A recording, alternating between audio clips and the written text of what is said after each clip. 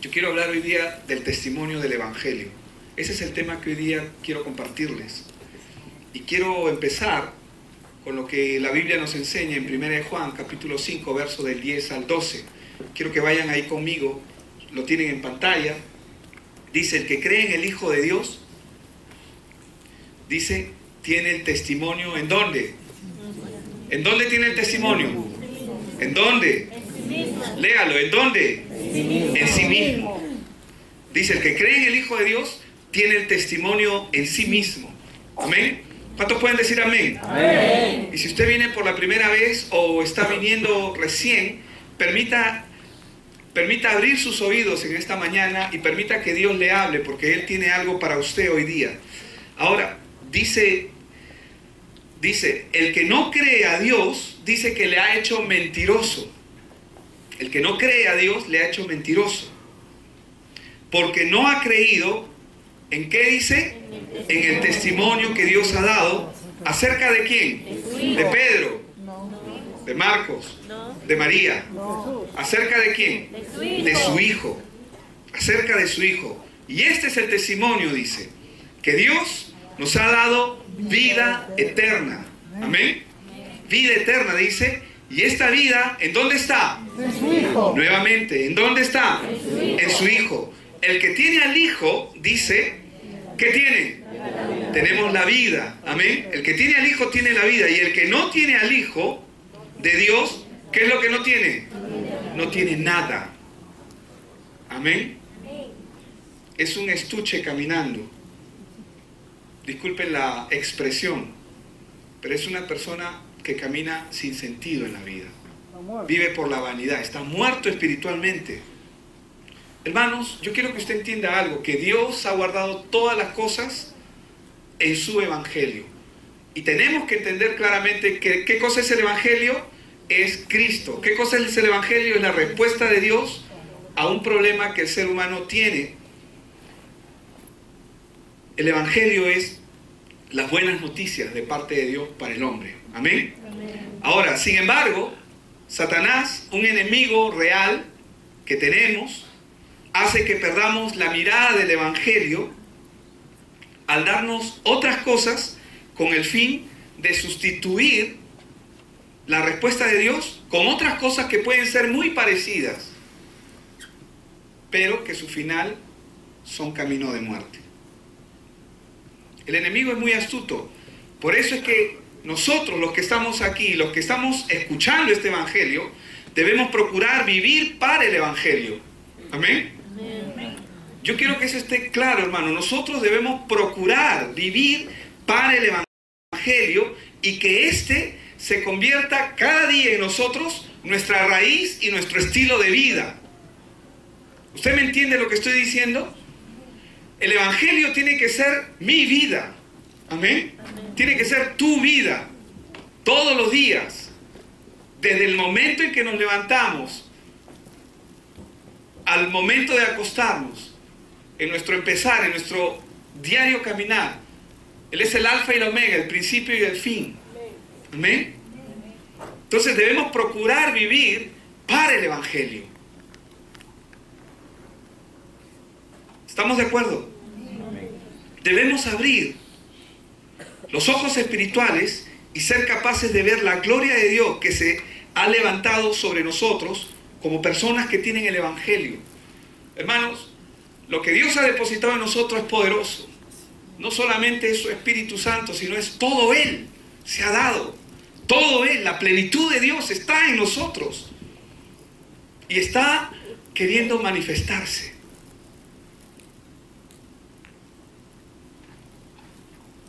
Debemos, por eso, abrir nuestros ojos espirituales. Debemos vivir una vida donde resplandezcamos la luz, donde podamos dar testimonio en nuestro campo laboral, en nuestro campo en los estudios, en nuestro campo con nuestros vecinos. Toda la gente tiene que ver que hay algo diferente en nosotros. No somos nosotros, ¿verdad? Es Cristo en nosotros, es su Espíritu, el Espíritu Santo en nosotros. Debemos vivir una vida donde resplandezcamos la luz a todas nuestras áreas, para que la gente crea y vea donde la gente pueda ver la gloria de Dios. Habíamos leído en Isaías hace un ratito que las naciones mirarán hacia nosotros. ¿Saben por qué? La gente está buscando respuestas. La gente está necesitada de Dios. Pero no buscan a Dios porque tienen un formato de Dios diferente. El mundo les ha vendido una idea equivocada de Dios. Y tratan de alcanzar a Dios por sus propias fuerzas. Y Dios está queriendo manifestarse a ellos. Y ya lo hizo por medio de su Hijo Jesucristo. Debemos entender que la palabra de Dios permanece para siempre. Amén. Amén. Cuando nosotros leemos, por ejemplo, en Isaías 48, 40 verso 8, no 48, 40 verso 8, Isaías 40 verso 8, la hierba se seca y se marchita la flor, dice, mas la palabra del Dios nuestro permanece, ¿cómo? Para siempre. ¿Esto qué quiere decir? Que todas las cosas que hay en el mundo pasarán. Diga conmigo, pasarán. Ok. Esto quiere decir que todas las cosas, hermanos, que hay en el mundo pasarán y morirán, perecerán, se marchitarán, se secarán, serán polvo. Pero la palabra de Dios tiene el poder de permanecer para siempre. Es incorruptible. ¿Estamos de acuerdo? Amén. Por eso, a partir de ahora, tenemos que hacer, y desde siempre, desde que hemos conocido este evangelio, tenemos que hacer que la palabra de Dios sea nuestro estándar y seguir su corriente, seguir lo que la palabra de Dios está haciendo, que fluye en nosotros. Cuando nos cortamos, sale sangre, ¿verdad? Bueno, tiene que salir evangelio de ti. Cuando alguien te golpea, inmediatamente reaccionamos. ¿Y qué salen? Puede salir un insulto. ¿A cuántos les sale un insulto a veces? O quieres ahorcarlo, matarlo, asesinarlo. ¿Pasa eso o no pasa? Con ustedes de repente no pasa. Conmigo pasa, hermanos. Sí, con este pastor que está acá delante de ustedes pasa. Pasa, sobre todo cuando estoy manejando. Señor, perdóname. Tengo tanto que cambiar. Tenemos tanto que aprender. Hay tanta carne todavía para asar. Hay un montón de carne para el asado. Amén. Dios en este tiempo, a usted y a mí, nos ha llamado como centinelas, como vigilantes, vigías. Nos ha llamado como centinelas de este tiempo, de esta era. Cuando nosotros comenzamos a vivir disfrutando de la comunión que tenemos con el Señor, con Dios, obteniendo fuerzas de Él y comenzando a obtener un estilo de vida, obtenemos las respuestas a través de su evangelio, Dios nos va a dar el poder y la tarea para cumplir a cabo la comisión que Él nos ha llamado a hacer. Muchas personas, algunos me preguntan, Señor, ¿cuál es mi llamado? Yo solamente te puedo decir algo. Métete con el Señor con todo tu corazón. Él te va a mostrar. Pero hay un llamado principal. Primero, conócele. Ten comunión con Él. Tienes que aprender quién es Él. Porque en la medida en que tú conoces al Señor, tú puedes aprender a confiar en Él. ¿Cuántos se han encontrado con una persona que a veces tiene la apariencia de cara de pasa? Y a veces tiene la apariencia, ¿no? Pero hay gente que su rostro es así. Y pareciera que nos están mirando y nos están mirando mal, pero no te están mirando mal. Juzgamos la apariencia. Pero cuando tú comienzas a conocer a la persona, en la medida en que tú conoces a la persona, ¿qué es lo que ocurre? Te das cuenta que la persona no es así. Era una falsa percepción que estabas teniendo. Pero eso solamente lo logras cuando comienzas a conocer a la persona. Nuestro Dios es un Dios amoroso. Es extraordinario, es precioso, es maravilloso. Pero tenemos que conocerlo. Amén. Entonces, lo que tenemos que hacer es alinear nuestros caminos, nuestro caminar, nuestros pensamientos, nuestras ideas, nuestros deseos, nuestros anhelos, todo lo que hay en nosotros, porque todo lo que estamos aquí los tenemos. pero tenemos que alinearlos a lo que Dios quiere hacer. El mayor problema que enfrenta el creyente común, el cristiano, el mayor problema que enfrentan los creyentes es que el evangelio que Dios ha dado, que debe ser completo en sus vidas, suficiente y debe ser el todo para nosotros, no lo es. ¿Cuándo nos damos cuenta que el evangelio no es suficiente para nosotros? Cuando comenzamos a recurrir a otras cosas. Porque creemos que, no lo decimos, pero indirectamente pasamos la tarjeta. Y no estoy diciendo que no se deba pasar la tarjeta, procura no hacerlo. Yo sé que tú lo estás procurando, no solucionar las cosas por vista solamente, sino que tenemos que orar al Señor y realmente orar. Amén. Realmente orar, clamar. No es una oración de, Señor, tú sabes mi problema, ya me voy, chao. Ya tú te encargas. Sí, Él se va a encargar, pero orar, Señor, ¿qué quieres? ¿Por dónde? ¿De dónde vendrá mi socorro? Todos sabemos que viene de Jehová, ¿no? Que hizo los cielos y la tierra, pero tenemos que ver. Amén. Tenemos que, abre mis ojos, Señor, como hemos cantado en la canción. Abre mis ojos. Yo quiero verte. Quiero ver tu gloria en mi vida. ¿Cuántos saben que Él quiere glorificarse en tu vida y en la mía? Amén. Lo quiere hacer. Es una verdad, es una realidad. Por eso, mucha gente se aferra a otras cosas. Cuando Dios no es su todo, lo ve como que no es suficiente, no lo dicen, pero recurren a otras cosas.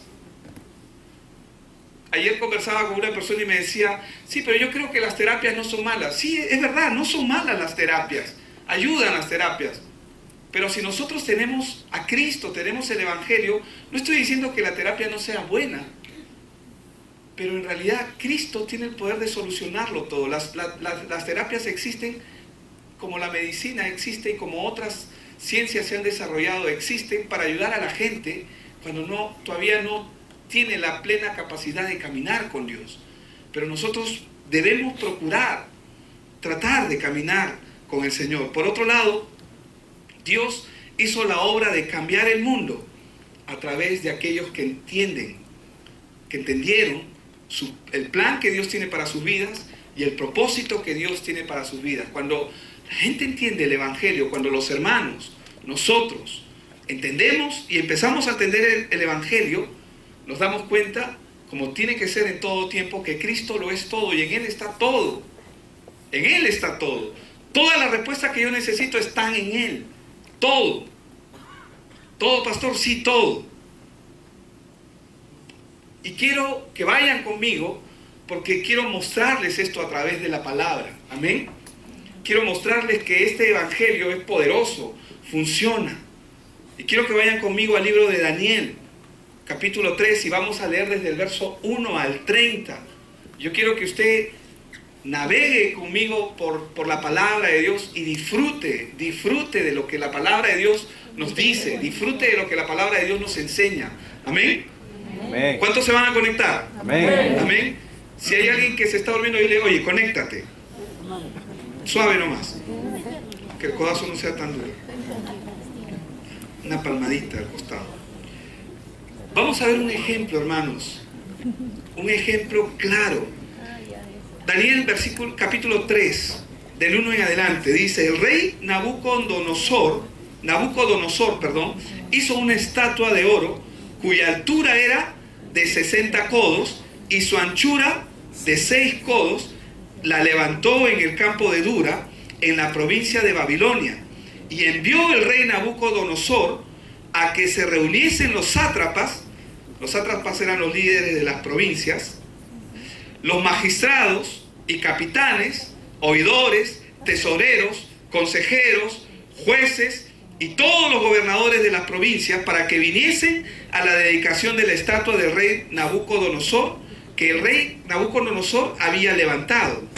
Fueron pues reunidos los sátrapas, magistrados, capitanes, oidores, tesoreros, consejeros, jueces y todos los gobernadores de las provincias a la dedicación de la estatua que el rey Nabucodonosor había levantado, y estaban en pie delante de la estatua que había levantado el rey Nabucodonosor, y el pregonero anunciaba en alta voz: mándase a vosotros, oh pueblos, naciones y lenguas, que al oír el son de la bocina, de la flauta, del tamboril, del arpa, del salterio, de la zampoña y de todo instrumento de música, os postréis y adoraréis la estatua de oro que el rey Nabucodonosor ha levantado.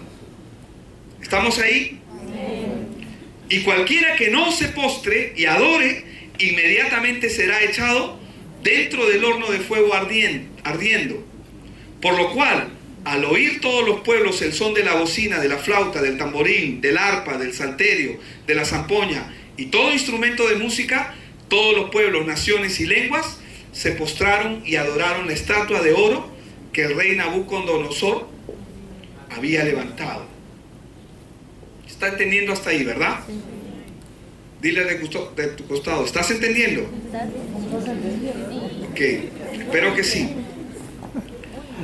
Por eso, dice, por esto en aquel tiempo algunos varones caldeos vinieron y acusaron maliciosamente a todo un pueblo, ¿verdad? No era uno ni dos. Estaban acusando ¿a quiénes? A los judíos. A los judíos. Hablaron y dijeron al rey Nabucodonosor: Rey, para siempre vive. ¿Más pateros? Tú, oh rey, has dado una ley que todo hombre al oír el son de la bocina, de la flauta, del tamborín, del arpa, estoy preocupado, le dicen, no, preocupado por ti, rey, del salterio, de la zampoña y de todo instrumento de música, se postre y adore la estatua de oro. Y el que no se postre y adore, sea echado dentro de un horno de fuego ardiendo. Hay unos varones judíos, los cuales pusiste sobre los negocios de la provincia de Babilonia, Sadrach, Mesach y Abednego. Estos varones, oh rey, no te han respetado, no adoran tus dioses, ni adoran la estatua de oro que has levantado. Entonces Nabucodonosor dijo con ira, ¿no?, y con enojo, que trajesen a Sadrach, a Mesach y a Abednego. Al instante fueron traídos estos varones delante del rey. Habló Nabucodonosor y les dijo: es verdad, Sadrach, Mesach y Abednego, que vosotros, no honráis a mi Dios, ni adoráis la estatua de oro que he levantado. Ahora pues, ¿estáis dispuestos para que al oír el son de la bocina, de la flauta, del tamborín, del arpa, del salterio, de la zampoña y de todo instrumento de música os postréis y adoraréis la estatua que os he hecho? Porque si no la adoráis, en la misma hora seréis echados en medio del horno de fuego ardiendo. Y que Dios, será aquel que os libre de mis manos. Sadrach, Mesach y Abednego respondieron al rey Nabucodonosor, diciendo: no es necesario que te respondamos sobre este asunto. Más claros no pueden estar. Hermanos, cuando una persona tiene el evangelio claro en su vida, más claro no puede estar. No es necesario que respondamos sobre este asunto. He aquí nuestro Dios, a quien servimos, a quien le hemos cantado, le hemos adorado. Amén. He aquí nuestro Dios, a quien servimos, puede librarnos del horno de fuego ardiendo, y de tu mano, oh rey, nos librará. Y si no, por si acaso, y si no, sepas, oh rey, que no te serviremos a tus dioses, ni tampoco adoraremos la estatua que has levantado. Entonces Nabucodonosor se llenó de ira, se airó más todavía, y se le demudó el aspecto de su rostro en contra de Sadrach, Mesach y Abednego, y ordenó que el horno se calentase 7 veces más de lo acostumbrado, y mandó a hombres muy vigorosos que tenía en su ejército a que atasen a Sadrach, Mesach y Abednego para echarlos en el horno de fuego ardiendo. Entonces estos varones fueron atados con sus mantos, sus calzas, sus turbantes y sus vestidos, y fueron echados dentro del horno de fuego ardiendo. Y como la orden del rey era apremiante y lo habían calentado mucho, la llama del fuego mató a aquellos que habían alzado a Sadrach, Mesach y Abednego. Y estos 3 varones, Sadrach, Mesach y Abednego, cayeron atados dentro del horno de fuego ardiendo.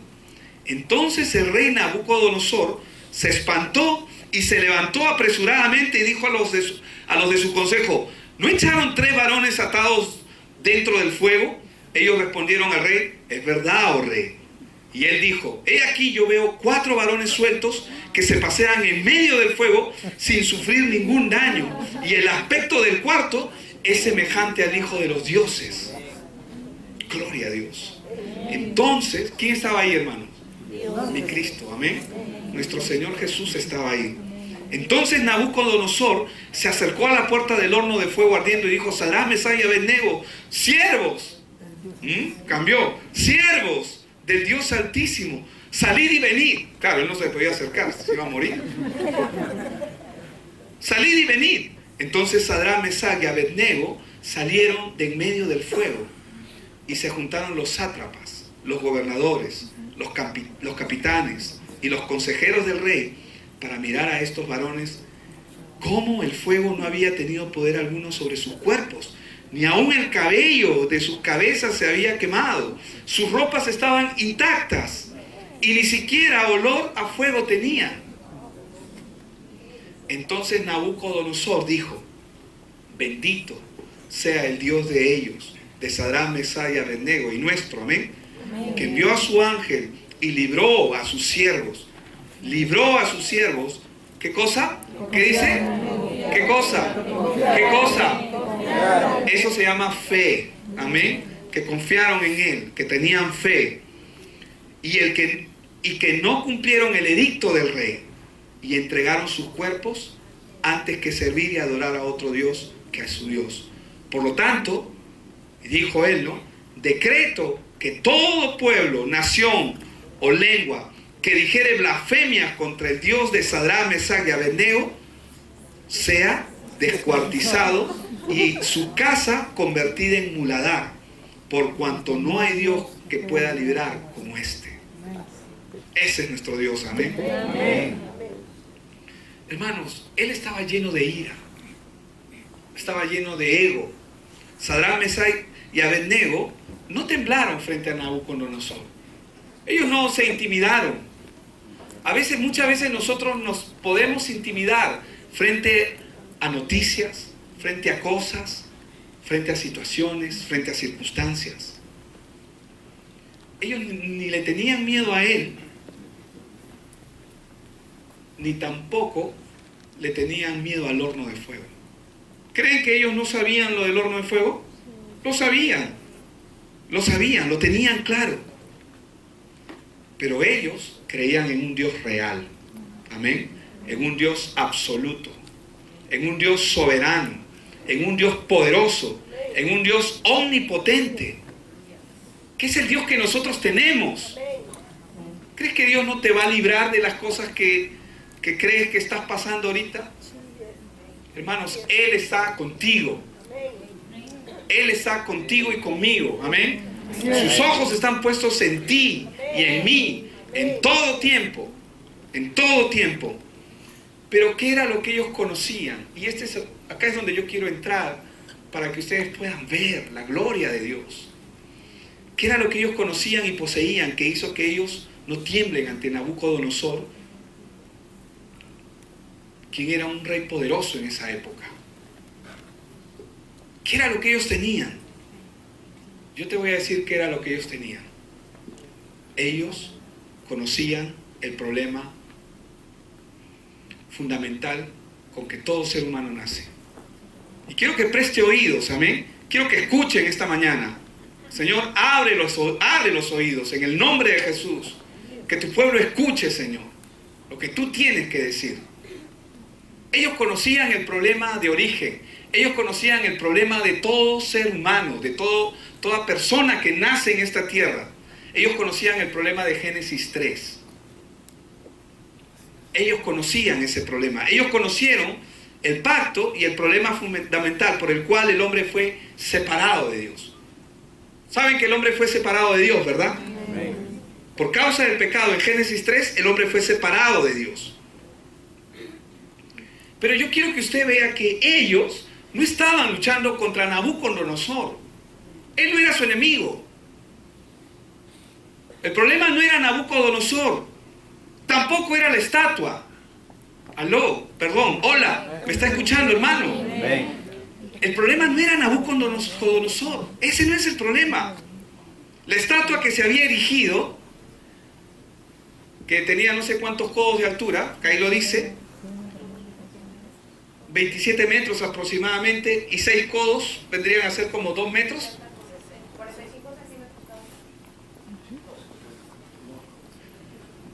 Tenía 6 codos, tenía 6 codos como 2 metros y tal, casi 3 metros, ¿no? Tenía como 6 codos de ancho y 2,70 de ancho por 7 metros de altura, 27, wow, era enorme. Pero ¿saben? La estatua no era el problema. Nabucodonosor tampoco era el problema. Por eso le digo, tiene que abrir sus oídos, tiene que ver lo que Dios tiene.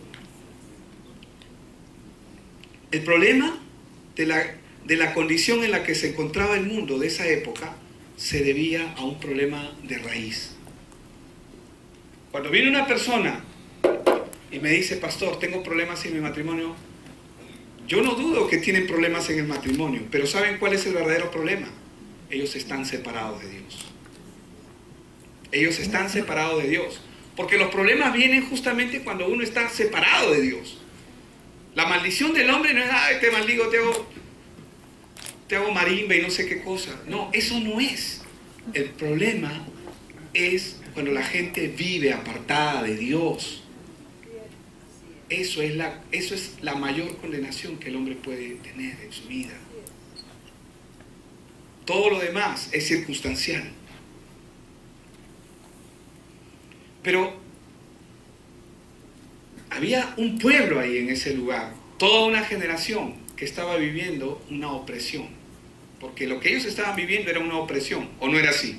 Estaban siendo obligados a inclinarse, habiendo mucho pueblo que tenía un Dios todopoderoso, pero ahí estaba Sadrach, Mesach y Abednego, con un espíritu diferente, vigilantes, amén, centinelas, escogidos por Dios. Ellos conocían, hermanos, el problema y poseían la respuesta a ese problema. Tanto Sadrach, Mesach como Abednego, ellos conocían el problema, pero también poseían la respuesta a ese problema. Es decir, ellos conocían el Evangelio. ¿Sabe qué es el Evangelio, verdad? Es la respuesta de Dios al problema de Génesis 3. Es la respuesta de Dios al problema de que el hombre está separado de Dios. ¿Y dónde ellos depositaron su confianza? En el Evangelio. ¿Pero qué es el Evangelio? Pero pastor, el Evangelio yo lo veo en Mateo, Marcos, Lucas, Juan. Sí, nos hablan de, esos son los testigos de Cristo, pero hermanos, testigos de Cristo tenemos desde Génesis. Testigos de Cristo tenemos en toda la Biblia. Y vemos que ellos conocían el problema y poseían la respuesta a ese problema, es decir, ellos tenían el Evangelio. Y la confianza que ellos tenían no era en ellos, era en lo que ellos entendían. Su confianza estaba en lo que ellos conocían. Ellos conocían al Dios de su salvación. Y conocían el problema. Amén. Es por eso que ellos no temían ni al edicto, ni al rey. Por más poderoso que éste fuese o pareciese, ellos no tenían ningún temor de ellos. Ni del rey, ni del horno, ni del edicto. Por lo tanto, ¿qué es lo que ellos hicieron? Ellos se pararon firmes en una condición que poseían, que no la poseían todos, hermanos. ¿Me dejo entender? Ellos se pararon en el Evangelio, como cuando Pedro se paró en la palabra. Claro, la Biblia dice que caminó sobre las aguas, pero Pedro caminó sobre la palabra que Cristo le dijo. Él se paró en la palabra, y el estar parado en la palabra hizo que él camine sobre el agua. Ellos, Sadrach, Mesach y Abednego, ellos ¿en qué se pararon? En el Evangelio, en lo que ellos conocían. Ellos conocían quién era su Dios. Sabían que Dios es todopoderoso. Lo conocían. Y lo dijeron, ¿no? Ellos lo dijeron. Dijeron, no es necesario que te respondamos en este asunto. Está de más. Cualquier comentario está de más. No te preocupes, rey. procede nomás. Yo sé con quién estoy. Amén. Y ellos se pararon firmes.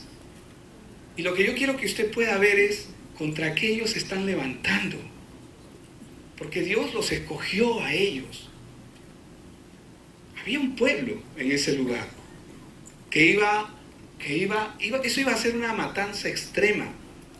Eso iba a ser una cosa horrenda, porque iban a matar a miles de judíos, porque iban a entrar en problemas, ¿o no? Iban a entrar en problemas, porque los judíos no se iban a postrar, pero estaba ahí Sadrach, Mesach y Abednego. Amén. Que estaban punta de lanza, ¿verdad? Estaban a la cabeza. Ellos estaban a la cabeza. ¿Y ellos qué hicieron? Hermanos, ellos se pararon firmes. Se enfrentaron al pecado, se enfrentaron a la maldición y se pararon firmes ante el poder temporal que Satanás aparentemente tenía en ese momento. Porque Satanás tenía un poder temporal a través de Nabucodonosor, a través del edicto, a través del horno de fuego. Él estaba dominando, aparentemente. Pero cuando un creyente, cuando un cristiano que conoce y entiende el Evangelio, sabes quién eres tú en Cristo Jesús, hermano, tú te puedes parar firme. Tú te puedes parar firme delante de tu oponente y tener la victoria. Daniel 3:16 dice: Sadrach, Mesach y Abednego respondieron al rey Nabucodonosor diciendo: no es necesario que le respondamos sobre este asunto. He aquí nuestro Dios, a quien servimos, puede librarnos del horno de fuego ardiendo, y de tu mano, oh rey, nos librará. Y si no, por si acaso, porque eso es muy importante. Esto que ellos dijeron es muy importante. ¿Saben por qué? Porque acá siempre se va a hacer lo que Dios quiere. Mi deseo es que Dios me libre de este horno. Mi deseo es que el Señor obre en mi vida. Pero así no lo haga, igual. Y si no, sepas, oh rey, que no serviremos a tus dioses, ni tampoco adoraremos la estatua que has levantado. No lo vamos a hacer. Amén. Amén. Fuerte, digan amén. ¿Qué pasó en ellos? Ellos entendieron su llamado a través del pacto que hay en el Evangelio, hermanos. Quiero que usted entienda, Evangelio es la respuesta de Dios al problema del hombre. Cuando uno entiende que Dios tiene una provisión, que Dios nos ama tanto que no nos ha dejado sin una respuesta, envió a su Hijo Jesucristo, ¿verdad? Ellos entendían el problema de Génesis 3, entendían el problema de Génesis cuando la Biblia habla acerca de la condición en la que el hombre quedó. Ellos lo entendían, y ellos no se postraron ante la estatua de oro al sonido de la bocina, de la flauta y toda esa cosa que quería que el rey con pompas querían que adoren a esta estatua. Pero había mucha gente en ese lugar que comenzaba a postrarse y adoraba. ¿Y saben por qué lo hacía? Ellos lo hacían porque ellos no conocían el estado original del hombre. Una persona muerta espiritualmente, hermano, va a buscar a Dios a su manera, en sus fuerzas. Nabucodonosor estaba en una búsqueda. ¿Puede entender eso? Nabucodonosor estaba en una búsqueda, en sus fuerzas. ¿Quién mandó a erigir esa estatua? Él. La puso de oro porque él estaba en una búsqueda. ¿Y creen que Dios no vio ese corazón? Porque a veces estamos pensando en Sadrach, Mesach y Abednego, y está bien, pero Dios también está pensando en él. Y Dios está pensando en su pueblo, pero Dios también está pensando en aquel pueblo que no conoce a Dios y que no está evangelizado. Y necesitaba levantar un evangelista, alguien que diera a conocer su nombre. ¿Me dejo entender? Amén. Y él lo iba a hacer, para que vean que es Dios siempre obrando.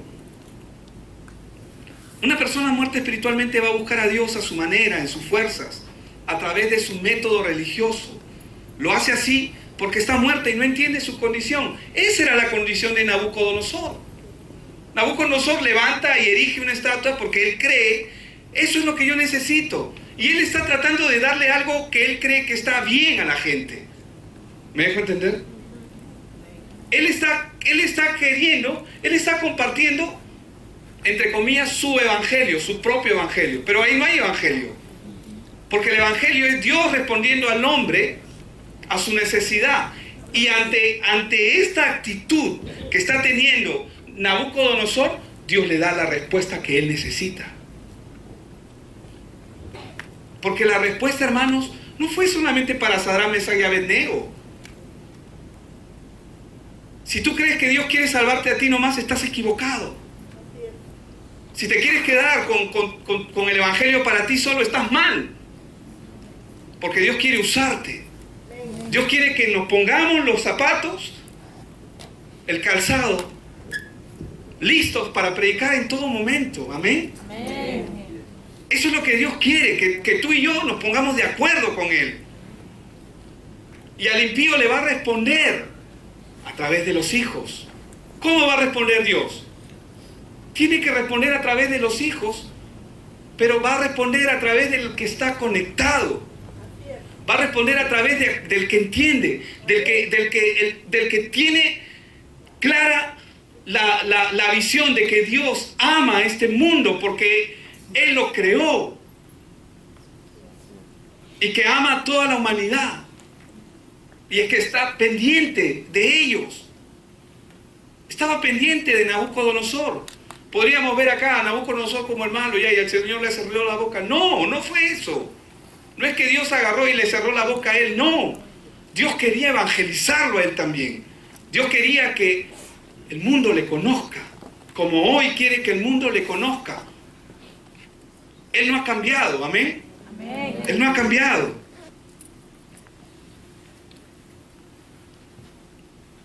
Entonces, una persona muerta espiritualmente va a buscar a Dios en su forma. Y eso fue lo que hizo Nabucodonosor. Él comenzó a buscar a Dios a su manera. Todos los años iba, el etíope iba todos los años a dar culto a Dios a su manera. La manera en que le habían enseñado, como él lo había aprendido en Hechos de los Apóstoles. Y Dios le dice a Felipe, anda, acércate al carro. Lo transpone y se acerca al carro y escucha que este hombre está leyendo el libro de Isaías. Y le dice, ¿entiendes lo que lees? ¿Cómo entenderé si no hay quién? Diga conmigo, ¿quién? ¿Quién? Ahora di yo. Yo. Amén. ¿Y qué es lo que está haciendo el Señor ahí? Él agarra y el etíope está yendo a adorar a Dios ¿cómo? Como él había aprendido, en su forma religiosa. Está tratando de alcanzar a Dios. ¿Puede él alcanzar a Dios? No. ¿Está en la capacidad? No. No puede porque está muerto espiritualmente. Pero ¿cuál es la buena noticia? Que Dios sale al encuentro de él. Y lo que nosotros podemos ver acá es que Dios sale al encuentro de Nabucodonosor, de una nación pagana. Bueno, no una nación porque eran muchos reinos, unidos en uno. No solamente estaba por el pueblo judío, no solamente era por Sadrach, Mesach y Abednego. Era el mundo de la época que necesitaba salvación. Ellos necesitaban. Amén. Amén. ¿Y saben quién tenía el poder y la autoridad? Nabucodonosor. Porque él era el rey. Pero vemos cómo Dios comienza a obrar. Lo hace con ellos, lo hace por él, lo hace por el resto de la población. Entonces vemos aquí, como hemos visto, ¿no? Pero Sadrach, Mesach y Abednego, ellos conocían el problema espiritual del hombre y ellos dijeron, no es necesario que nos postremos, ya vimos eso, porque ellos conocían a Dios y conocían el pacto con Dios. Es decir, conocían el Evangelio. Y nuevamente tengo que repetirles, hermanos, que el Evangelio es la respuesta de Dios al problema del hombre. Cuando tú entiendes que Cristo lo es todo, no vas a tener problemas en caminar. Pero cuando tú aún no entiendes que Cristo lo es todo, vas a tratar de solucionar las cosas tangencialmente. Te vas a ir por los costados, te vas a ir por las ramas. es que quizás Dios me pueda ayudar por aquí también. Quizás Dios te ha dicho que te llegues a Agar. Por ahí de repente va a venir la promesa que Dios te ha hablado cuando le habló a Abraham. Porque Abraham, y Abraham ya ya le hizo caso a Sara. Hermanos, tenemos que esperar la respuesta soberana de Dios. Porque Él es soberano, amén. Él es soberano. Entonces, ellos conocían el problema espiritual del hombre, Génesis 3, del 17 al 19, el problema del dolor, del sufrimiento, de los fracasos, el problema de las maldiciones todos los días, el problema del esfuerzo del hombre por querer ser feliz y no serlo, el problema del hombre de querer volver a Dios a través de su propia forma. Génesis 3, el intento del hombre, vez tras vez, fracaso en fracaso. Sin tomar el Evangelio, sin tomar a Cristo como el único Señor y Salvador de nuestras vidas. Si no tomamos a Cristo, no podemos hacer nada. No os engañéis, dice el apóstol Santiago. No podemos engañarnos a nosotros mismos. Ellos conocían el problema fundamental y miraban cómo los demás hombres, al postrarse, eran sometidos espiritual y físicamente al sistema del mundo. Como el mundo está ahorita. Este mundo, cuando nosotros salimos afuera, está sometido por Satanás. Hoy los ídolos no tienen 27 metros de estatura y no tienen 2,70 de ancho. Hoy está en un teléfono. Hoy está en las cosas. Y el enemigo se ha encargado de atar a la gente, de apresarla, de tenerlos cautivos, de engañarlos, de distraer la mirada de Cristo. No mires allá, ven, esto está mejor. Te da dulce. Comienza a endulzar. Pero con veneno, ¿no? Dulce con veneno. Ellos estaban viendo el desastre natural de su época. Hermanos, Sadrach, Mesach y Abednego, ellos vieron el desastre que estaba viniendo en su generación. ¿Puedes ver tú el desastre que hay ahorita en el mundo? ¿Somos conscientes de ello? Hermanos, Dios está esperando, está instando, está tocando continuamente a cada uno de nosotros. Levántate, levántate tú que duermes. Amén. No duermas, levántate. Wake up, levántate. Ellos estaban viendo el desastre natural que se vivía en esa época. Pero Dios los escogió a ellos para que se paren firmes. ¿Y saben para qué los escogió? Para restaurar el Evangelio. Para restaurar que hay un solo Dios y un solo Salvador. Que hay un Señor. Lo mismo ocurre hoy en nuestra época. Dios nos está llamando a pararnos firmes en el Evangelio y que podamos traer, escuche bien, la restauración de todas las cosas a través de Cristo, primero en la vida de las personas, porque la gente lo necesita, ¿o no es así? Amén. Hermanos, la gente está sufriendo. No aparentan que están sufriendo, pero están sufriendo. Están con dolor en sus corazones. Tenemos que aprender a ver con misericordia a la gente.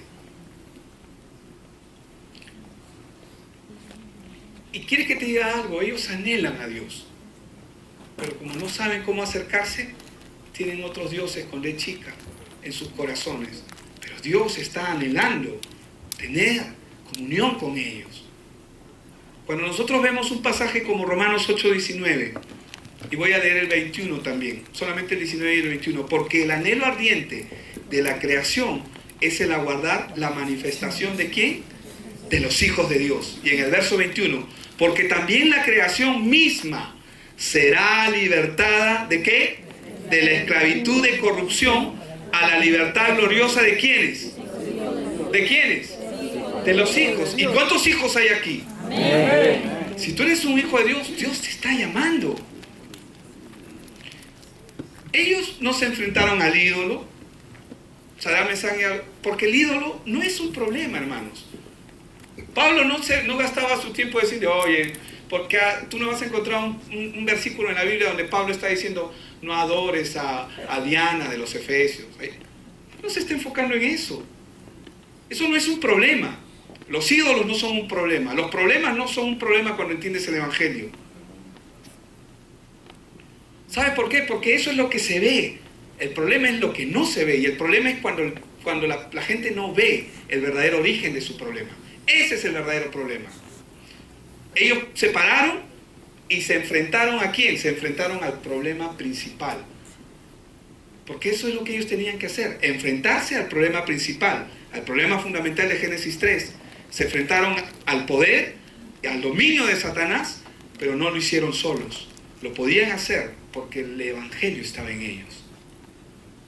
Como estaban parados sobre la roca, así venga una ola de 5 metros, hermano. Si estoy bien fundamentado ahí, nada ni nadie podrá movernos de allí. Amén. Amén.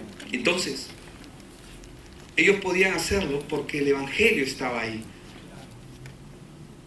Tenemos que saber que detrás de cada ídolo, sea la forma que tenga, sea de barro, sea abstracto, hay un sistema demoníaco que lo respalda.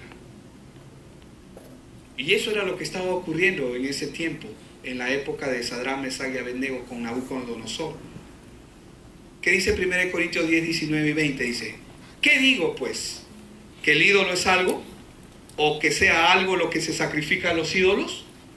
Antes digo que los gentiles sacrifican a los... antes digo que lo que los gentiles sacrifican, ¿a quiénes lo sacrifican? ¿A quiénes lo sacrifican? Detrás de cada ídolo hay un...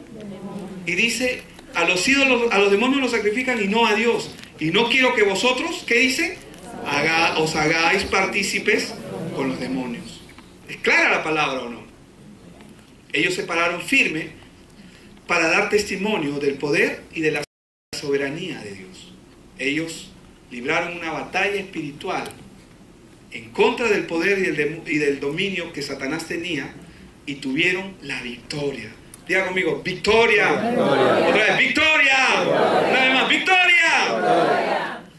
Vamos a 1 Juan capítulo 5, versos 4 y 5. Porque todo, escúcheme bien, porque ellos pudieron vencer. Acá está la respuesta. Porque todo lo que es nacido de Dios vence al mundo. Y esa es la victoria que ha vencido al mundo. ¿Qué cosa? La fe. ¿Por qué ellos pudieron vencer? ¿Por qué ellos pudieron vencer? Porque habían nacido para una nueva vida. Tenían claro el Evangelio en sus corazones. Amén. Verso 5. ¿Quién es el que vence al mundo? Sino el que cree que Jesús, ¿qué cosa es? El Hijo de Dios. ¿Quién vence al mundo? El que cree que Jesús es el Hijo de Dios. El que cree que Jesús es la respuesta. El que cree que Jesús es el Evangelio. El que comienza a entender que en Cristo lo tenemos todo y fuera de Él no hay nada. Entonces, mi problema, tu problema, no puede ser mayor que tu fe en Cristo. No puede ser mayor. Por eso tenemos que ejercitarnos en la piedad, ejercitarnos en la palabra. 1 Juan 4:4, por favor, Raúl. Hijitos, y quiero que lo puedan comprender, con tanto amor nos habla acá.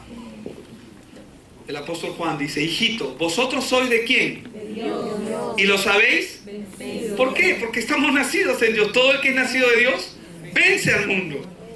Porque mayor, dice, es el que está en vosotros que el que está en el mundo. Entonces, cuando Sadrach, Mesach y Abednego estaban parados frente a Nabucodonosor y a todos los sátrapas envidiosos que los querían enviar al horno de fuego, y no solamente a ellos, sino a todos los judíos, pero lo hicieron por ellos primero. Cuando ellos se pararon, ¿quién se paró ahí al lado de ellos? A veces pensamos, y podemos pensar, no, pero Dios estaba cuando Nabucodonosor vio al cuarto hombre. No, Dios siempre estuvo con ellos. Él siempre estuvo con ellos. Él estuvo cuando ellos estaban parados ahí. Él estuvo cuando le dijeron, no hay problema, este asunto no se discute. procede nomás. ¿Vas a mandarnos? Mándanos. Pero quiero que sepas esto. Amén. Amén. ¿Lo puedes ver, hermano? No, es que a veces nosotros exaltamos a Dios cuando vemos el milagro. Ay, es que el Señor me sanó. Y no digo que esté mal. Gloria a Dios. Ay, es que el Señor hizo esto. Y es que comenzamos a exaltar los acontecimientos visibles. Y gloria a Dios por eso. Pero hermano, lo espiritual es más poderoso. Y Él está con nosotros y punto. Mayor es el que está en nosotros y punto. O sea, Él estuvo con ellos en todo tiempo. No estuvo solamente cuando estaba en el horno de fuego, cuando yo veo a uno más que se parece al Hijo de los Dioses. Ahora tú lo puedes ver. Pero ellos siempre estuvieron claros con eso. ¿Cuál es el problema? ¿Amén? Amén. Algunos nomás. Amén. Entonces, hermanos, nuestros problemas, mi problema no puede ser mayor que mi fe. Amén. Y si es mayor, porque a veces nos agobian, vienen como una ola, ¿no? La ola gigante, hermano. ¿Cuántos a mí que me gusta la playa, no voy mucho, pero me encanta. Y a mí me gusta meterme. Cuando yo he visto esas olas así que se levantan, si yo corro, me va a destrozar. Pero si yo la enfrento, como delfín ahí, me meto ahí, no soy un delfín, ¿no? Pero me meto ahí en medio y luego veo por atrás pasar la ola. Ya pasó. La enfrentamos. Mi problema no puede ser mayor que mi fe. Y si en este momento tu problema está siendo mayor que tu fe, es porque algo está pasando. Algo no estás haciendo bien. Posiblemente no estás siendo parte de un discipulado, no estás leyendo tu Biblia, necesitas ponerte a cuentas. Y este es el verso con el que empezamos y con el que vamos a ir acabando. El problema social, económico, no puede ser mayor que nuestro Señor Jesucristo. Hermanos, es claro, el Evangelio es claro, mayor es el que está en nosotros. Él lo es todo. 1 Juan 5:10, el que cree en el Hijo de Dios tiene el testimonio en sí mismo. El que no cree a Dios le ha hecho mentiroso. Y ahora sí tiene sentido esta parte, porque a veces lo leemos así de pasada, pero acá dice que el que no cree a Dios, ¿sabes qué significa no creer? No confiar. ¿Y sabes qué es no confiar? Muchas veces nosotros no confiamos verdaderamente en Él. Las circunstancias a veces nos agobian, ¿verdad? Y dice, el que no cree a Dios, ¿qué dice? Le ha hecho mentiroso, porque no ha creído en el testimonio que Dios ha dado acerca de su Hijo. Y ese es el testimonio, que Dios nos ha dado vida eterna, y esta vida está en su Hijo. El que tiene al Hijo tiene la vida, y el que no tiene al Hijo de Dios no tiene nada, no tiene la vida. ¿Qué era lo que acompañaba a Sadrach, Mesach y Abednego? El testimonio de Dios en sus vidas. Amén.